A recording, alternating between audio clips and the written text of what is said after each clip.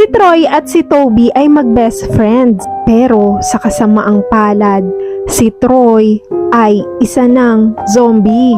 Kaya naman pilit pinapaalala ni Toby ang kanilang pagkakaibigan ni Troy. Si Toby kasi yung alagang aso ni Troy at talaga namang hindi sila mapaghiwalay noon. Pilit iniiwasan ni Troy si Toby dahil ayaw nito na maging zombie din ito. Pero sadyang namimiss talaga ni Toby si Troy. Kaya naman nakaisip ng paraan si Troy.